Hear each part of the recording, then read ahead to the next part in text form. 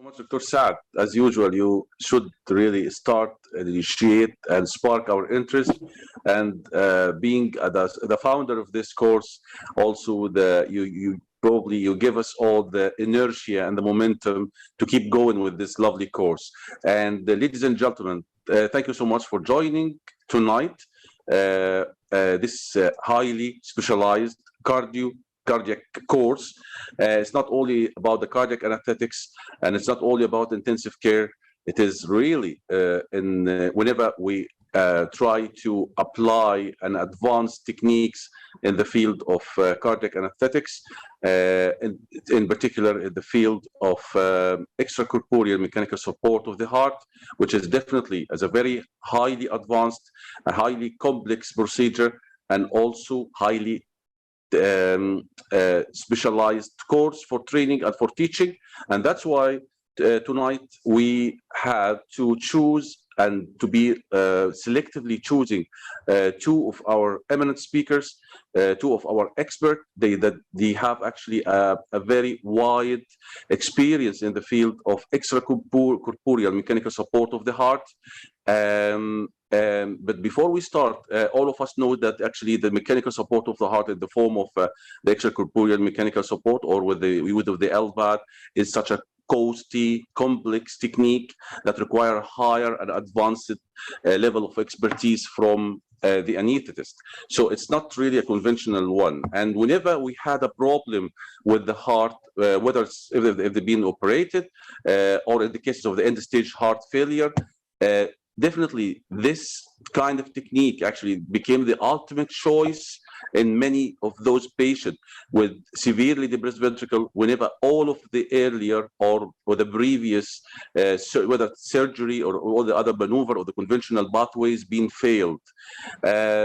Tonight we have a couple of speakers, all, as I mentioned, both of them actually is from Saudi Arabia or working in Saudi Arabia, although that you have a very really extensive and outstanding level of expertise in the field of cardiac anesthetics and in the field of cardiac ITU as well, and especially in the advanced level of training and education as well. So now I will move to Dr. Ahmed Hegazy. But imagine, before we move to Dr. Ahmed Hegazy, imagine that you are called in the cath lab by the cardiologist, and they told you that you have an implanted Lvad or Impella device, and you ask to take the patient to the to the cardiac ITU for the post-operative, or like for during the transfer, just to take the patient for the post-operative management before you organize a transfer for this patient to the heart failure center, or to contact or to conduct the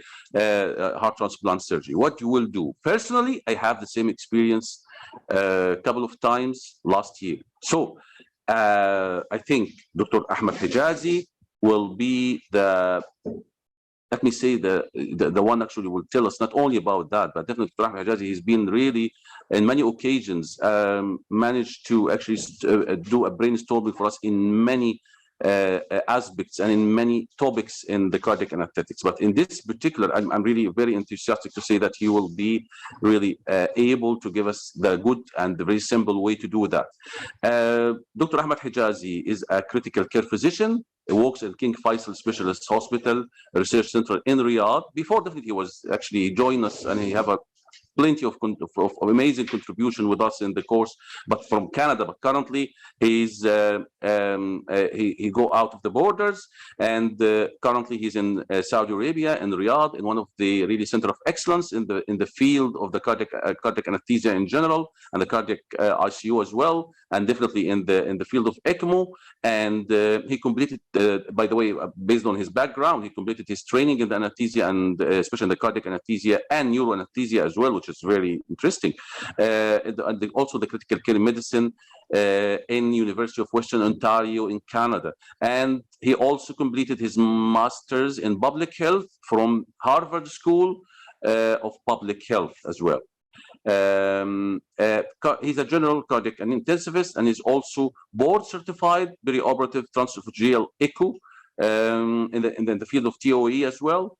And he worked in Canada as an intensivist, as I mentioned, and an anesthesiologist before coming to Saudi Arabia, and definitely he helped to write many institutional guidelines in the mechanical circulatory support. And that's why I'm saying that Dr. Ahmed Hegazy definitely will sort our problem. So I would say that this two lectures, or let me say the session in general, goes beyond the boundaries of the cardiac anesthesia, and it might really attract more cardiologists, even trainee or even junior staff to join us and to know more about that, especially our colleagues in the critical care ITU as well. Dr. Ahmed Hegazy. Thank you very much, Dr. Haytham, for the introduction. So my topic today is actually critical care management of the acute post-implant Lvad patient. So what I'm talking about here is really patients who have a durable Lvad, a durable left ventricular assist device. A lot of centers are now inserting these after the results of the rematch trial that showed that patients on Lvads for destination therapy actually have an increased lifespan when compared to conservative management for congestive heart failure. And so what I'm going to talk about today is a talk tailored to the critical care or the cardiac critical care physician who's taking care of this patient in the cardiac surgery ICU after the patient receives a durable Lvad in the OR. I'll go through a bit of an introduction about the topic, and then I'll discuss the transfer of care from the OR to the ICU. And then I'll talk a little bit about the routine aspects of post-op assessment and care, some of the acute management goals around Lvad, durable Lvad patients. And I'll go through some basic troubleshooting and knobology, and then we'll talk about transitioning out of the ICU. So when it comes to durable Lvads, the ones that are currently in common use are all continuous flow centrifugal pumps. It's not pulsatile flow. It's not the flow that we're used to. It's continuous flow, meaning that you're really looking at a mean arterial pressure as opposed to a systolic diastolic when it comes to caring for these patients. Abbott Thoratec has two models. The older one is the HeartMate 2, which had a larger footprint. The surgeons had to actually make a pocket for it in the peritoneum, whereas the new one, the HeartMate 3, is smaller in footprint and it can fit nicely in the pericardium. They don't need to actually make a space for it or a pouch for it in the peritoneum. And so the HeartMate 3 is largely what we're using nowadays. The other model that's available is the Heartwear HVAD, which also has a small footprint and fits in the pericardium very nicely. However, I heard recently from one of the reps in the Heartwear HVAD company that they actually stopped temporarily manufacturing the Heartwear HVAD. I hope it comes back soon. It was one of my favorite Lvads. So the surgical approach, when you're receiving this patient in the ICU, you need to understand how they approached the Lvad implantation. Was it a classic sternotomy? And that is what we use in our center in Canada, usually just a classic sternotomy. However, there are surgeons who will do two incisions, a left lateral thoracotomy for the outflow cannula, for the inflow cannula, and then the outflow, they would do either an upper hemisternotomy or a right mini thoracotomy in the second and third intercostal space. So both of these approaches are viable approaches. The one that I've seen most often is the classic sternotomy approach, gives you better exposure and gives you easier access for hemostasis. When the patient comes to the ICU, you need to transfer care over from the surgeons, the OR team, anesthesiologists to the intensivist. And it follows a certain sequence. You connect the patient to the ventilator, to the monitor. You observe for stability. Handover needs to happen during a period of stability. And I cannot overemphasize that. The patient needs to be stable for the transfer of information to happen safely. And then you listen to the story. And then delegation of care takes place, where the anesthesiologist hands over to the intensivist and asks if they're happy to take over care. When you're listening to the story, focus on three things: the patient, the surgery, and the anesthetic.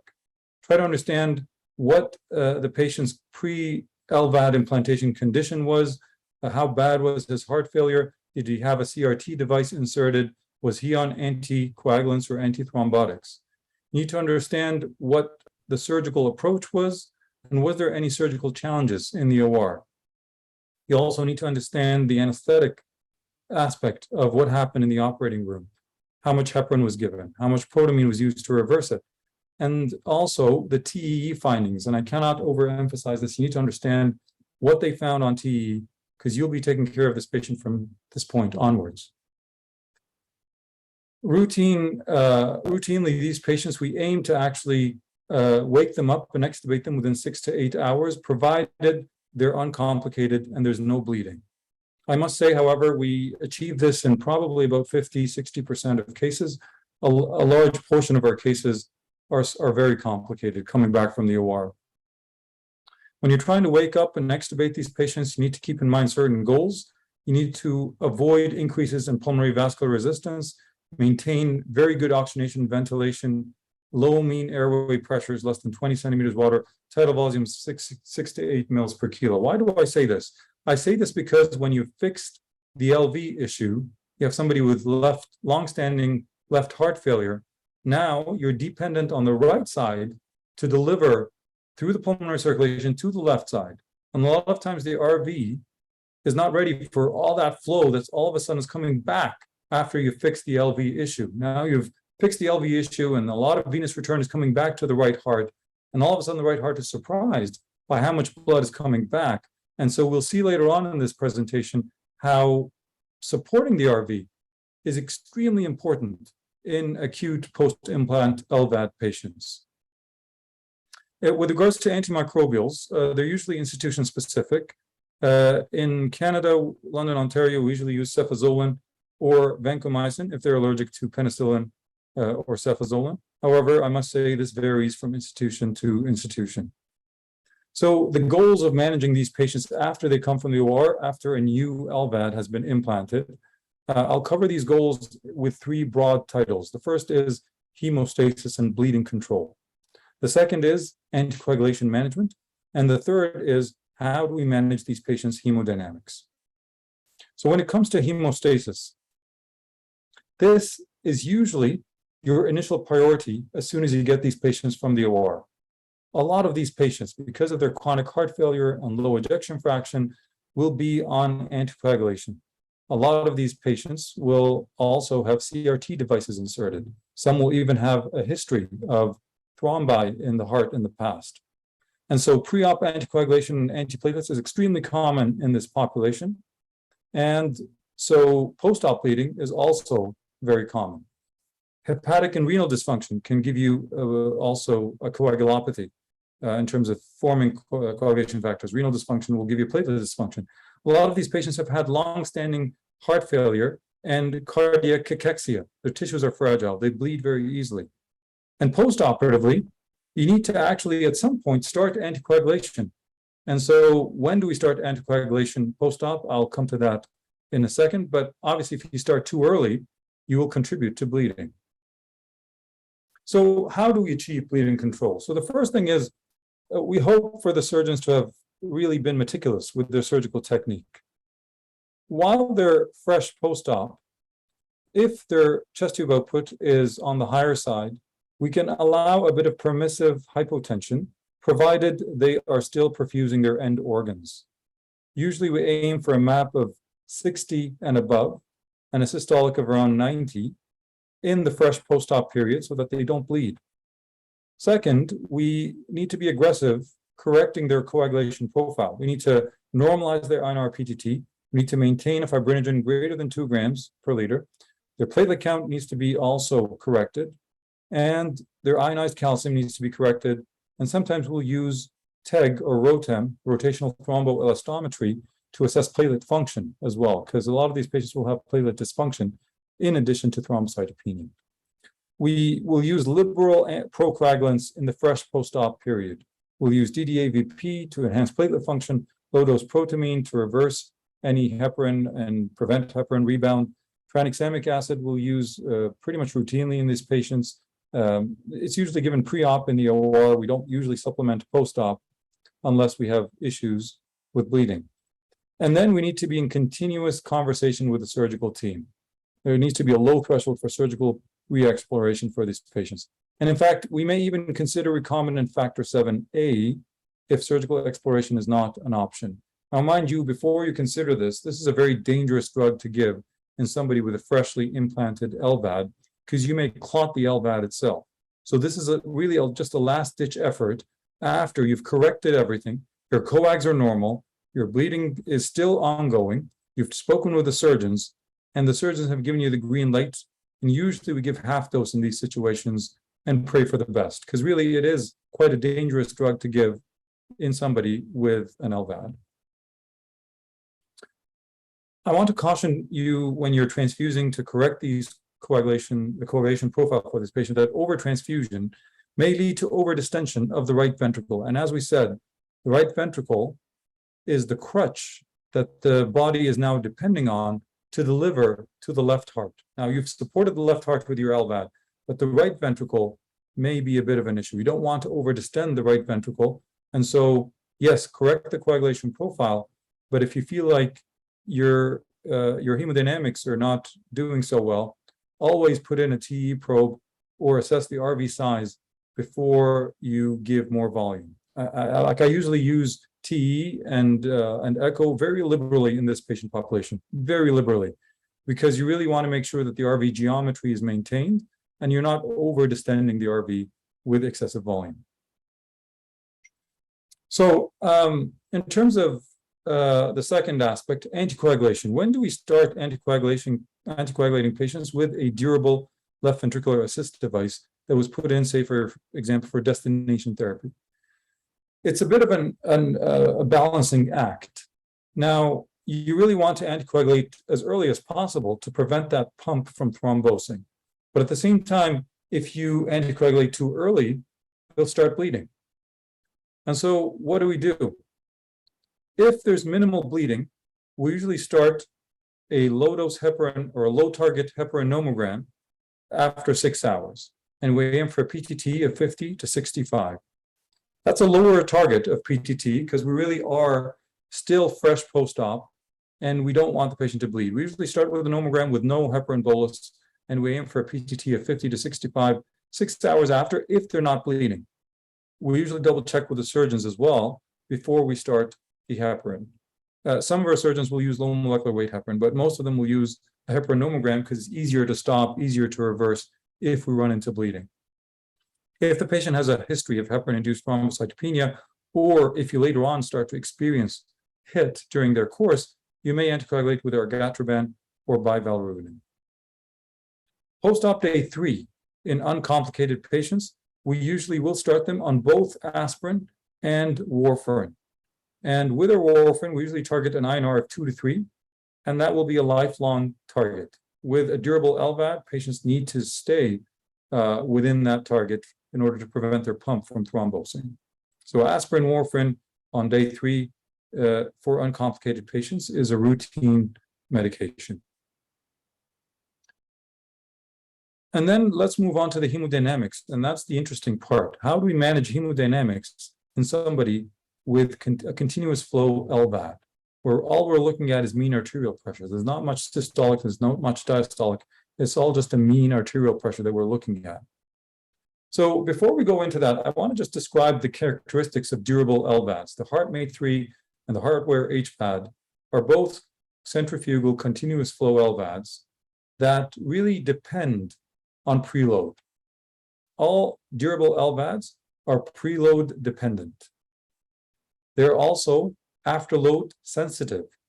So abrupt increases in afterload will reduce LVAD flow. So they're preload dependent and they're afterload sensitive. And they are dependent, obviously, on the RV to deliver, because now you're supporting the LV, we're waiting for the RV to pump forward and deliver the blood to the other side.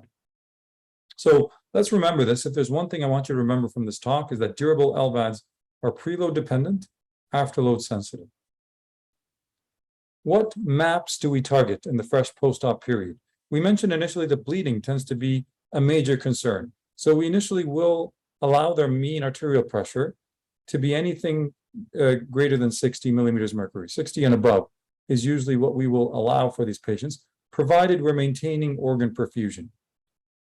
And then once we are happy that the chest tube output is reasonable, the patient's not bleeding anymore, then we can aim for a higher target, a mean arterial pressure of 65 to 75. A lot of these patients will come back on a low-dose norepinephrine infusion or vasopressin infusion. And so you have the luxury of controlling their mean arterial pressure that way. And so a mean arterial pressure of 65 to 75 is usually after we've been happy that there's no more bleeding and the chest tube output is acceptable. We usually avoid higher mean arterial pressures, greater than 85 millimeters mercury, to avoid bleeding complications and to avoid reduction of LVAD flows. Remember, we mentioned it was afterload sensitive. If you increase your systemic vascular resistance too much, you'll experience a reduction of LVAD flows, in addition to the fact that you may experience bleeding complications with higher pressures. And that could even happen later on after you start the warfarin, aspirin. Try to keep their mean arterial pressure less than 85 at all times. If they're vasoplegic in the fresh post-op period, we use norepinephrine and vasopressin as first-line agents. For refractory vasoplegia, you may use methylene blue and hydrocortisone, as you would for vasoplegic syndrome in general, post-cardiac surgery.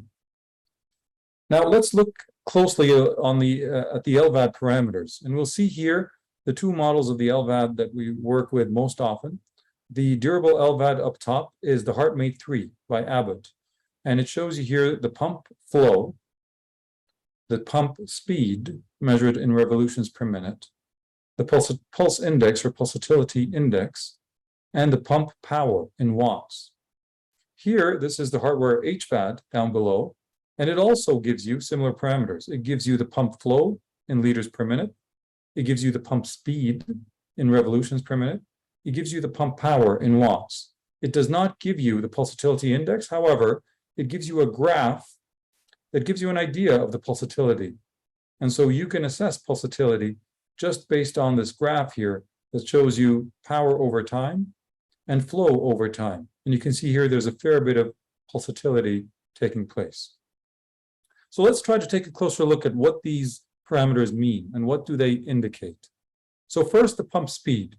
The pump speed in revolutions per minute is how fast the rotor blade rotates, and you set that number. This number is set by the operator.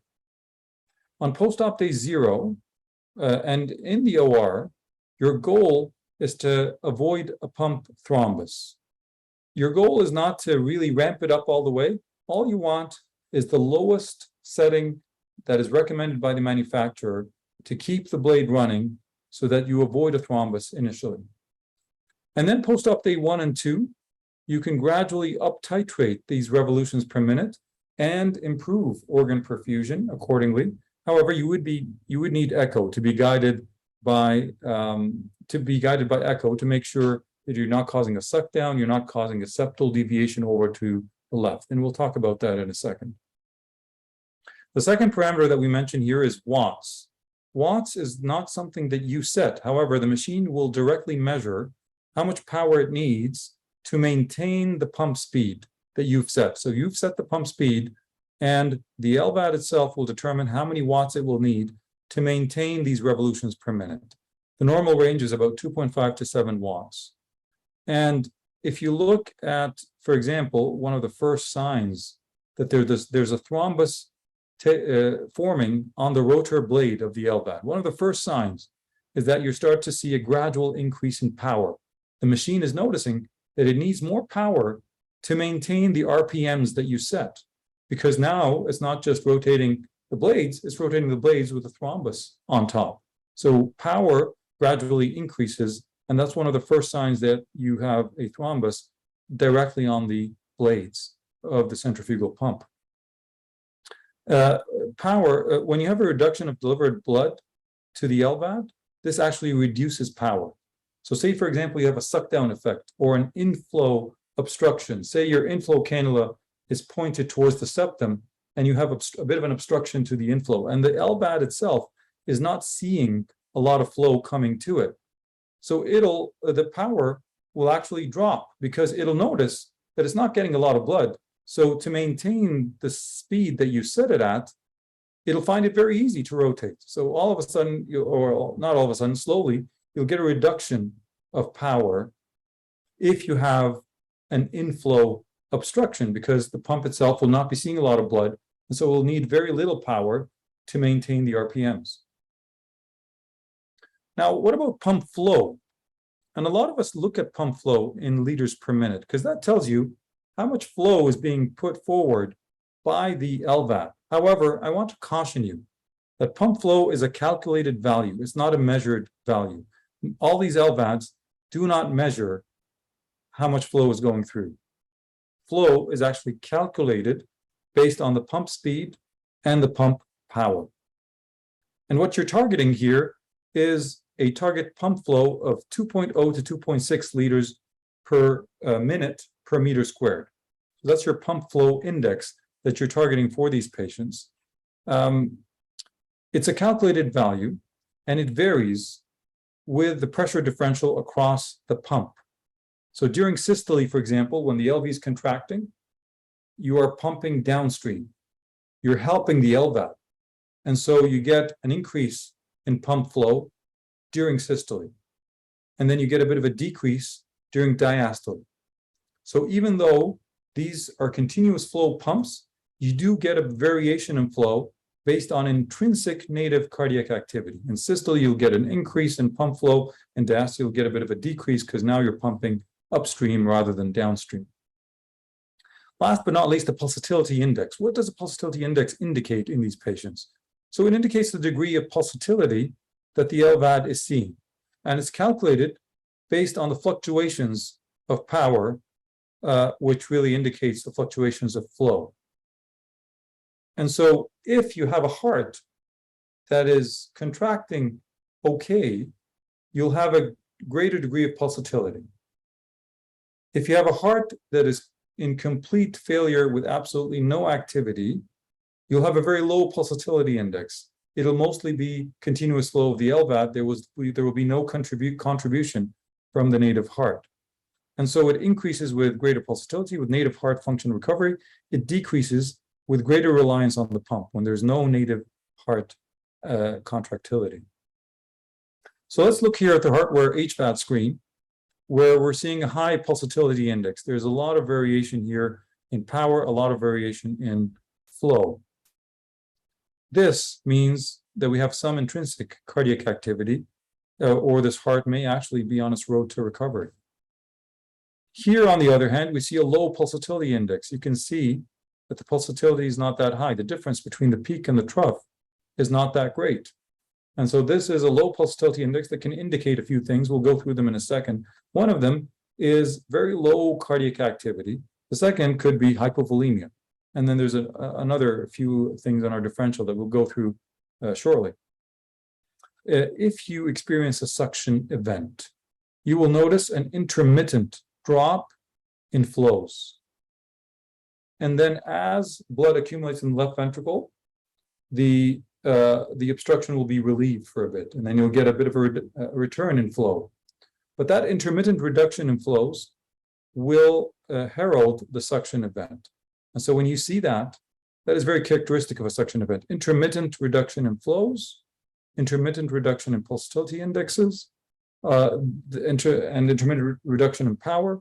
All of that indicates that there is a suction event taking place. Okay, so let's talk a little bit about how we titrate the LVAD in the fresh post-op period. Your initial goal is just to prevent a pump thrombus, not to maximize flow or organ perfusion. So you start usually with the lowest out-of-the-box setting.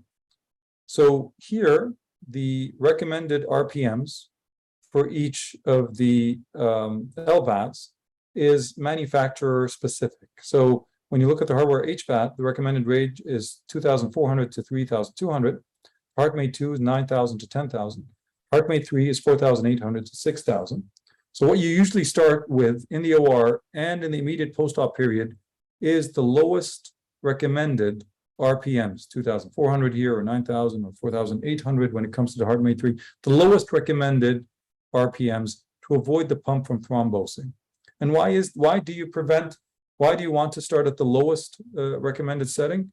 It's really to give time for that RV to get used to that new situation. Now, all of a sudden, you fixed the LV problem, or at least partially fixed it, and the RV is now starting to see a gush of venous return that it's not used to. Now, remember, over time, with chronic long-standing left heart failure, the RV output will slowly drop to match the left-sided output, because the left heart, I mean, it's a series circuit, and so whatever comes out of the left heart should be matched by whatever comes out of the right heart.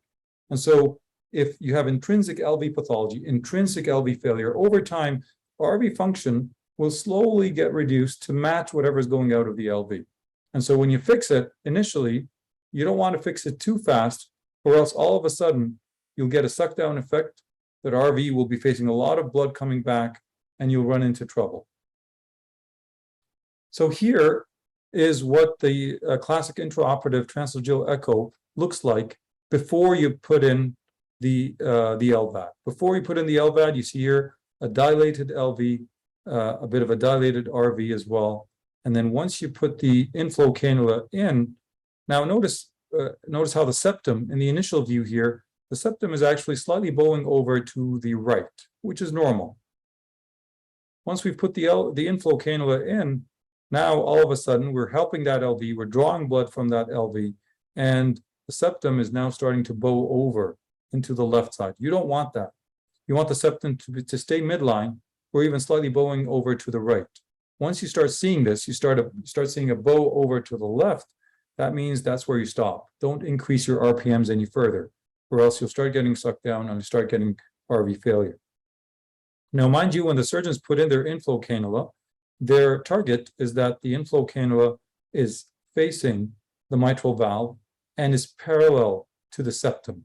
They don't want the inflow cannula to be directed towards the septum. They want it to be parallel to the septum to avoid restriction of flow down that inflow cannula. So in the OR, the immediate post-op TE goals is that the interventricular septum is either midline or slightly bowing over to the right. You don't want the septum to bow over to the left. Ideally, you want the aortic valve to open every few beats and the mitral regurgitation to be reduced once we put in the Lvad, reduced to less than severe. A lot of these patients with long-standing heart failure will have LV dilatation and functional mitral regurgitation. And so when you put the Lvad in, you want the MR to be slightly reduced. And then beyond the acute post-op period, beyond days 2 and 3, you can titrate up the RPMs on the Lvad to enhance cardiac output and further reduce the MR. However, you will still need echo guidance. You want to make sure that you don't titrate it up too fast so that the septum does not bow over to the left side. So let's talk a little bit about why the RV is a bit of a focus when we put in Lvads. It's because a lot of times the RV can fail post-Lvad insertion. And the incidence of that is about a third of patients. 20 to 30% will experience some degree of RV impairment that will be unveiled or uncovered once you support the LV with your Lvad. And the factors that may worsen RV failure post-op include the RV distension from volume overload. All of a sudden, the RV is getting a lot of venous return because you've augmented and supported the LV output. And so the RV can get distended, especially if you're transfusing quite a bit to correct bleeding. And so that's why I say use TEE very liberally in this patient population, assess RV size very liberally and very frequently, I should say, so that you don't get into the situation of RV distension. An increase in pulmonary vascular resistance can happen as well from perioperative pulmonary insults. If you get any hypoxia or acidosis, that can increase your pulmonary vascular resistance and give you a second hit to that RV. Septal shift to the left from excessive Lvat speed can alter the RV geometry and put it at a disadvantage and also contribute to worsening RV failure. And with that, you may get a worsening TR, and that'll also contribute to RV distension. So how do we prevent that? We all know that when you're treating a patient with RV dysfunction, you want to aggressively prevent any increase in pulmonary vascular resistance. You want to correct hypoxia, acidosis, reduce the PEEP.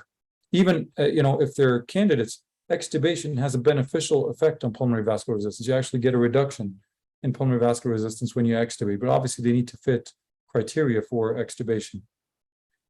When your RV is distended, you want to prevent further distension. Giving volume in that situation is the wrong thing to do. You actually need to remove fluid if your RV is distended, or at the very least withhold from any further fluid if your RV is distended, because the rate limiting step here will be your RV. You want to early on initiate RV support, pharmacologic RV support in the form of milrinone and or nitric oxide to reduce pulmonary vascular resistance. Sometimes inducing a bit of tachycardia helps the right ventricle because it reduces the time the right ventricle has to fill. And so you reduce RV distension by inducing a bit of tachycardia, by reducing essentially the filling time. And sometimes we'll use isoproterenol for that purpose or atrial pacing. Also, you want to aggressively restore sinus rhythm so that the RV filling is not impaired. And last but not least, if your RV is quite impaired, and that is usually evident either in the OR or very early post-op, then you may want to consider putting in a temporary RVAD until the right ventricle recovers. Usually the right ventricle takes about 3 to 7 days to recover. And so putting in an RVAD earlier on will be more beneficial for mortality, and it'll be better. And we heard in the previous talk that early support is always better than late support. So what parameters predict RV failure after inserting an LVAD? There's a few parameters that can predict, including the RV stroke work index of less than 250. You can get this from if you have a pulmonary artery catheter, pulmonary vascular resistance greater than 4 Woods units, a high pulmonary vascular resistance can predict RV failure.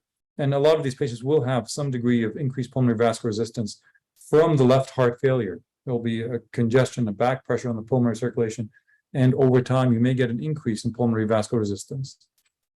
A reduced TAPSE that's remarkably reduced, less than 8. Normal TAPSE is 16 millimeters and above, but if it's remarkably reduced, less than 8, that indicates post-LVAD insertion or predicts post-LVAD insertion RV failure. If you have increased pulmonary vascular resistance, as indicated by transpulmonary gradient greater than 15, if you have elevated liver functions pre-op, if you have impaired renal function, all that predicts RV failure. However, multiple risk scores for predicting RV failure post-LVAD insertion have been developed, but no single score has been shown to be superior to others. So what we do in our practice is we look at pressures and we look at the TE. So we look at the CVP and the mean pulmonary artery pressure.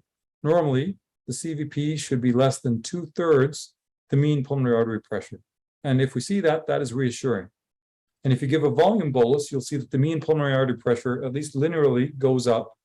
And the CVP, if it goes up, it remains less than 2/3 the mean PA pressure. And so when the surgeons look over the curtain, they're usually trying to see what the CVP is like compared to the mean pulmonary artery pressure. And they're hoping that the mean pulmonary artery pressure is much higher than the CVP. We also look at the TE with scrutiny, examining RV systolic function in the OR and in the immediate post-op period. As I said, I will use TE very liberally in these patients to assess RV systolic function. And really, you need to support the RV aggressively early on, and even potentially talk with the surgeons about mechanical support if the pharmacologic measures are not working. So let's talk a little bit about some troubleshooting. And one of the first things I talk about is complete failure of the LVAD. What happens if post-op, the LVAD is now completely failed? Now, it's rare, but it's catastrophic. Now, this patient is now dependent on this new LVAD for forward flow, and all of a sudden it's not working. The management steps, number one, you need to call for help. You need to call the surgeons. You need to ensure the connections for the LVAD are all intact and that the driveline is connected to the controller.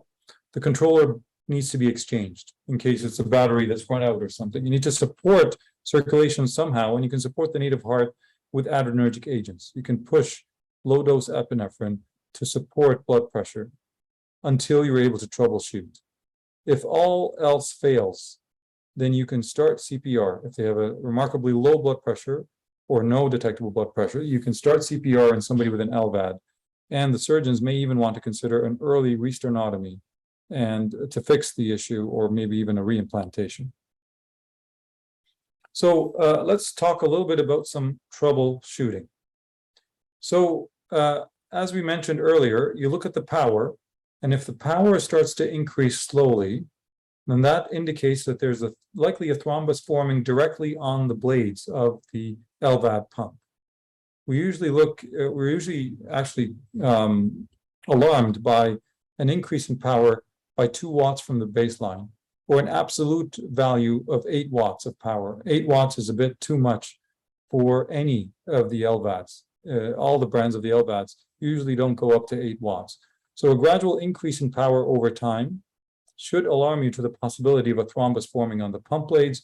Other clues that this may be happening is if the patient develops congestive heart failure, a slow decrease in MAP, a hemolysis, a decrease in the Pulsatility Index, and increased flows. Now, notice here how the machine will actually be fooled by the increase in power, and it will think that you have increased flows, where in actual reality, there's no increased flows.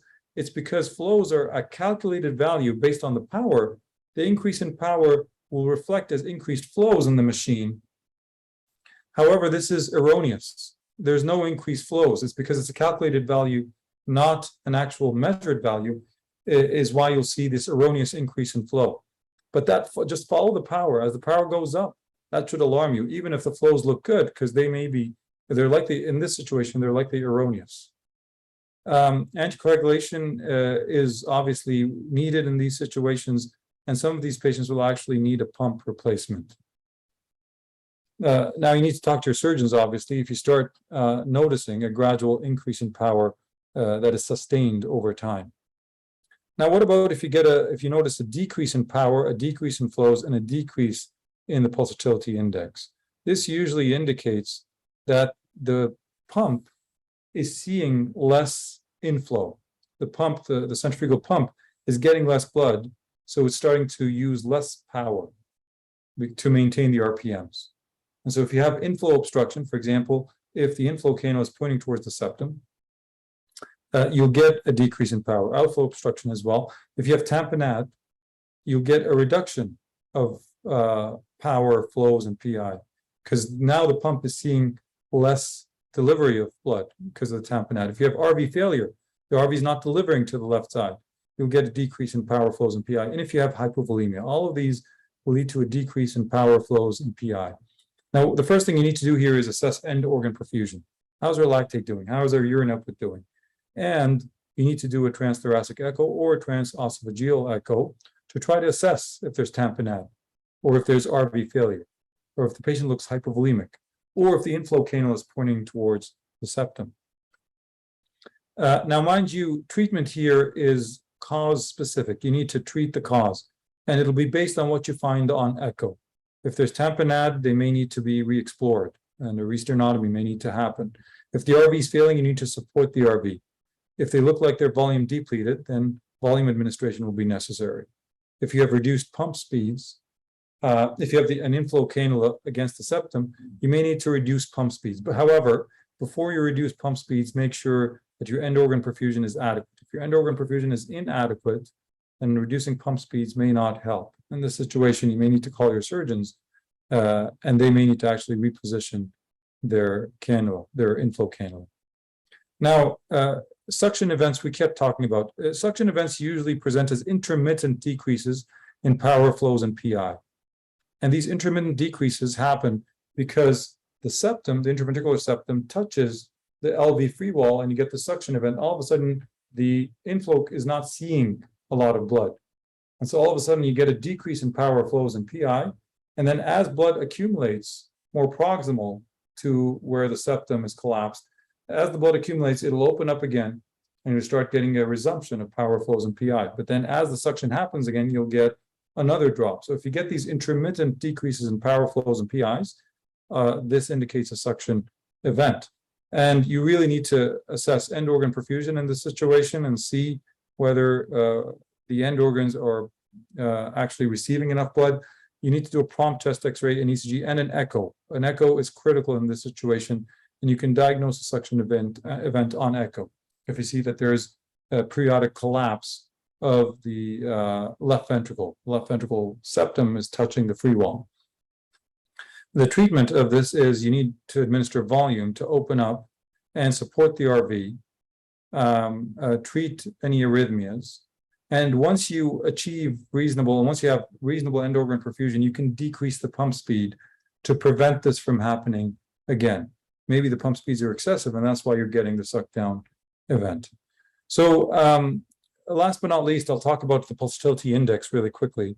And we mentioned that it indicates the degree of pulsatility by the actual Lvad, by the actual native heart itself. As you get a recovery of LV function, you'll get a high pulsatility index. Or if the patient has concomitantly at the same time an intra-aortic balloon pump, you'll get a high pulsatility index. You can assess by echo to see if the LV function is starting to improve and assess whether that is causing the high pulsatility index. But in general, a high pulsatility index is usually not very alarming. You can consider even weaning the Lvad if the LV looks like it's recovering on echo.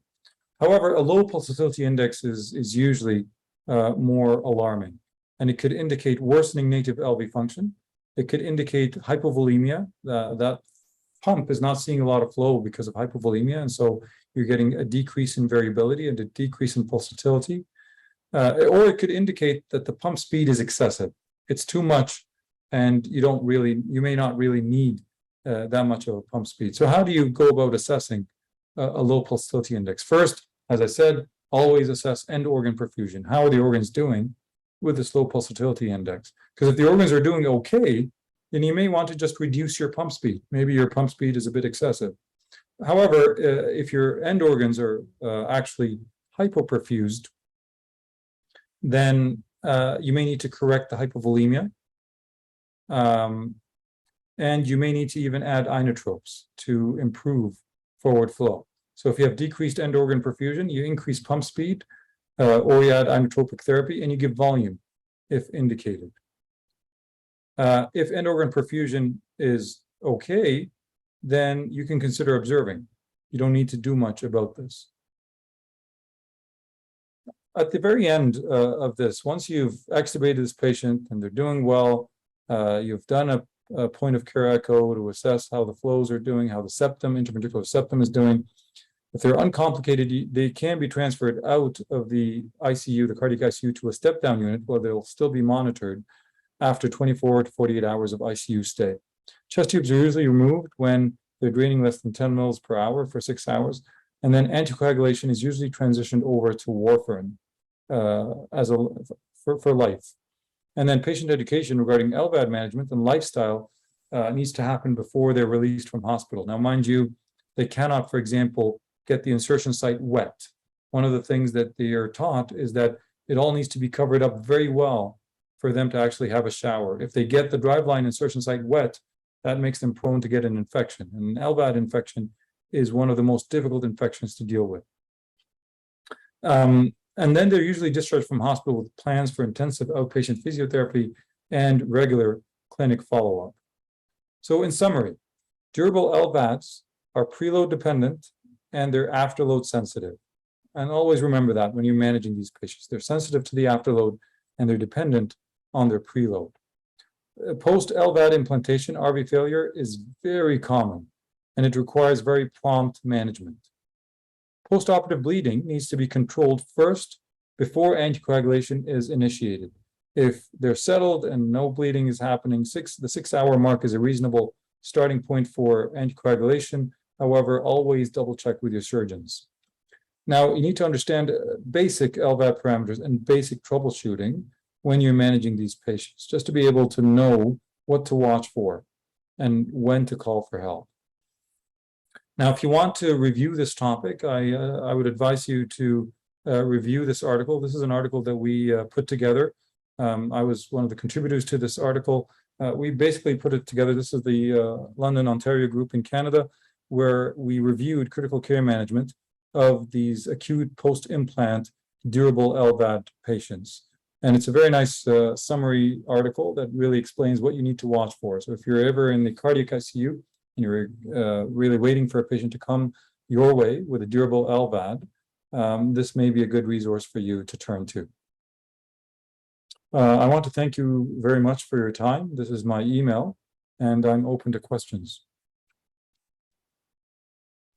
Well, Dr. Ahmed, thank you so much really for this amazing presentation. As usual, I'm not surprised. And I think all of my colleagues as well as not sure will never be surprised. I mean, if we had a very, very, very impressive way, I mean, to explain all these detailed maneuvers in the post-operative period.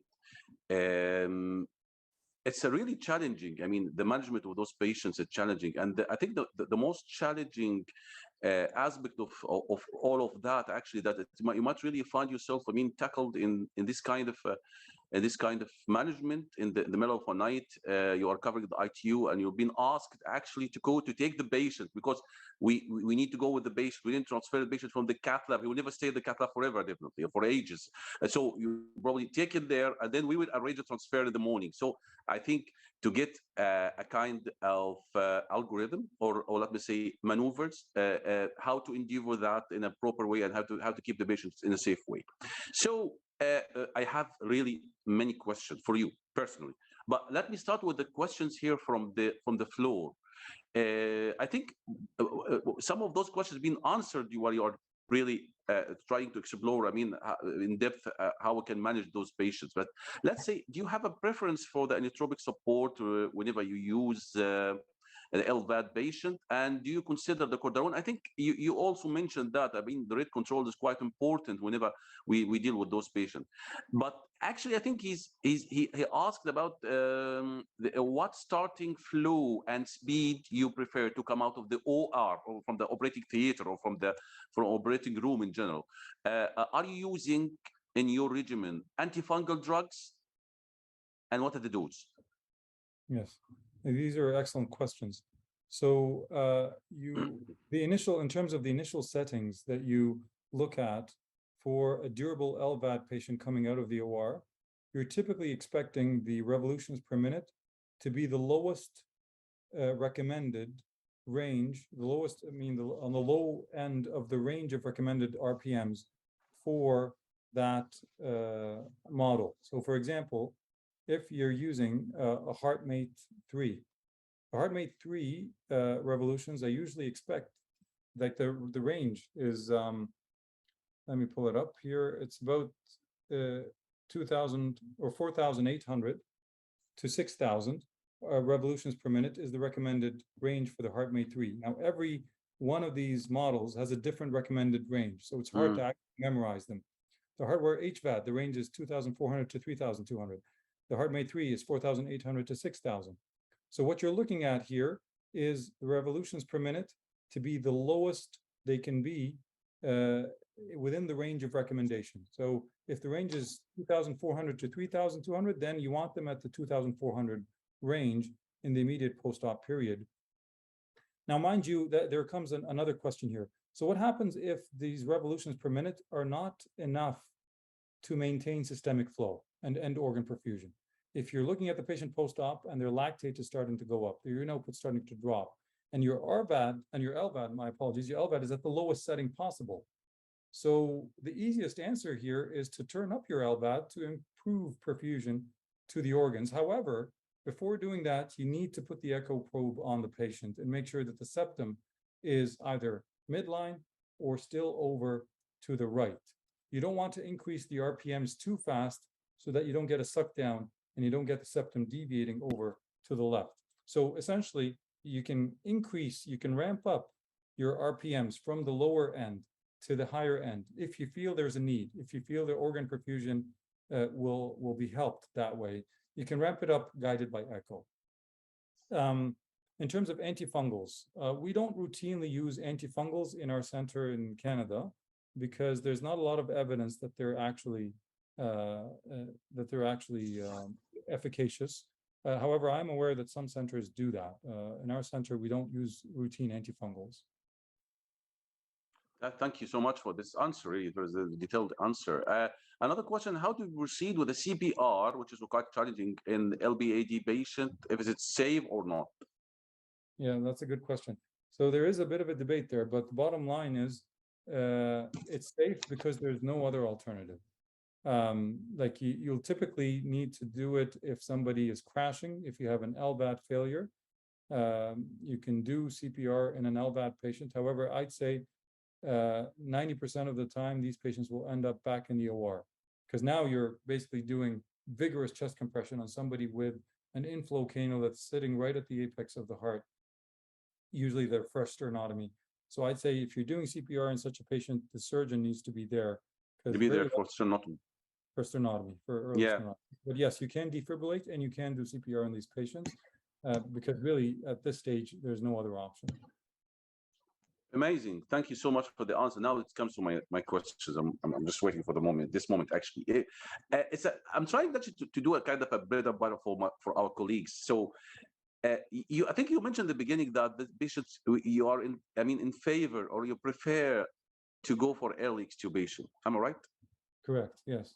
Well, so do you think that this kind of vibrations, let's say if I had an impaler patient, for instance, and the vibration is going to be very annoying for the patient, and I think those patients might require a kind of, in terms of the safety, we're considering the safety, during the transfer, I would prefer that to transfer the patient intubated, ventilated, the ITU, and although that I might really be very enthusiastic, just to take him out of the ventilator as soon as possible, but the problem mainly is how to keep him awake without sedation while having this kind of vibration in his chest. I think it's going to be difficult. What do you recommend about that? I agree. I think here you need to be cautious before you extubate these patients that they're actually neurologically intact.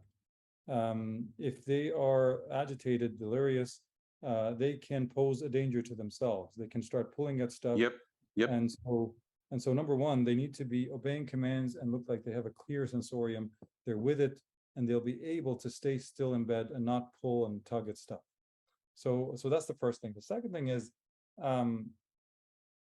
it really comes down to how your RV is doing a lot of times, because when you extubate a patient and you're able to sit them up, they start regaining their functional residual capacity. And with that regain of functional residual capacity, you start getting an improvement in pulmonary vascular resistance. We know that at FRC, that's the lowest PVR you can get. If you shrink your lungs too much, your PVR goes up. If you overdistend your lung, your PVR goes up. So the sweet spot, the best spot for, the best pulmonary vascular resistance will be at FRC, which is easily achievable if you have an extubated patient who's cooperative and can sit up in bed. And so extubation is definitely a good goal to aim for in patients with Lvads, especially the fact that they're expected to really live with this. However, when it comes to balloon pumps, when it comes to Impellas, I'm extra cautious because these are interventions where you usually want this patient to be bedbound. They cannot really sit up. They cannot go anywhere. And if they're not cooperative, and if they'll be bothered by this and just try to, pull at stuff. It's pull everything away, definitely going to be very dangerous as well. Yeah. Exactly, it's going to be very dangerous. So Impellas and balloon pumps, I check twice, thrice, four times before. We're happy they're going to be settled in bed. They're going to be extubated and calm, because it can become a safety issue if you extubate them and they're not cooperative. So I'm enthusiastic more about durable Lvad extubations than Impellas and balloon pumps. But I've certainly extubated Impellas and balloon pumps in the past, provided they fit all my checkboxes. Yeah, that's thank you so much. That's actually to the point. The next question actually, in terms of, I know definitely you are a very, very, very definitely have an amazing expertise in the TOE. But let's say if I needed to keep an eye on the parameters in order to tailor your management in general and the fluid, being a liberal with the fluid, giving more fluid or restricting the fluid, what do you think if we apply? Does it make sense? Just to apply an HBI parameter, do that actually have any relevance in this management? The HBI I don't want to say, definitely there's no conflict of interest here. So, but I'm trying really to say if I had a monitor with a HBI, everybody knows that, and I will manage to use this HBI. That I give him relevant numbers in this situation when I deal with the Lvad patient. What's the other name for the HPI? Because we may be using it, but it's the acronym is not familiar to me. It's a pulse contour analysis in general, like Vigileo. It's a modification of Vigileo from Edward Life Science. Yeah. No, that's a good question. I think the Vigileo and the pulse contour analysis and the stroke volume variation, pulse pressure variation. Exactly. Yeah, they give you a reasonable indicator in terms of their trend. It's important to realize that their algorithms have been validated, and I know maybe everybody knows this, but it's always good to review that their algorithms have been validated in patients who are mechanically ventilated with tidal volumes of at least 8 mils per kilo, who are in sinus rhythm, not in atrial fibrillation, because if they're in atrial fibrillation, they'll have variable filling times and they will have variation in their stroke volumes, and without increased intra-abdominal pressure, and yeah, essentially, and passive on the ventilator. So essentially, the algorithms have been more validated for patients who are passive on the ventilator with 8 mils per kilo tidal volume or in sinus rhythm with normal intra-abdominal pressure. Do we use it in spontaneously breathing patients? Do we use it in patients with pressure support? I tend to use it, to be honest. I still use it. The trend I find to be useful. Obviously, once they go into AFib, then it's no longer useful. But if they're in sinus rhythm, I actually use it and I look at the trend and I put it in context. I don't use it alone because I know the algorithms have not been validated for this situation, but I look at it and look at the other parameters of volume assessment, including things like the IVC, things like hepatic vein flows, and the B lines across the lungs, the parasternal short axis. I look at the end diastolic area, and there's a lot of parameters that can help you with volume assessment. I think using it in isolation is sometimes a bit tricky. That's wonderful. Thank you so much, Dr. Ahmed. And I think the message that actually might really to be worth to convey to all of our colleagues, it's never a one-man show. It's never definitely it's all about the team working. And as you mentioned in many slides, that you should keep the surgeons in the loop with you whenever you deal with those patients, because in terms of tailoring your anticoagulants, your blood thinners, when to reverse and when to add anticoagulation, how to maintain the flow, how to start the CPR. I think it's a multidisciplinary management rather than being a capacity of one person, and in order to implement his expertise, although that might definitely have a very wide experience. Honestly, this is out of the universe weapon, to be honest, at least for me. And thank you so much for our dear speakers, Dr. Azza Amin and Dr. Ahmed Hegazy, for really their amazing contribution. And I think that's what would really encourage us to have more sessions. And I think, as I mentioned, these sessions actually go beyond the boundaries of our field at the cardiac anesthetics. I mean, the cardiac anesthetics in general, even me attract even all of our colleagues, even in the cardiology or in the cardiac ITU or the intensivist as well. So personally, thank you so much. I enjoyed really being a moderator for this session. I enjoyed really be also attending your presentation, and I hope actually that's going to be in the next sessions as well. Thank you so much, and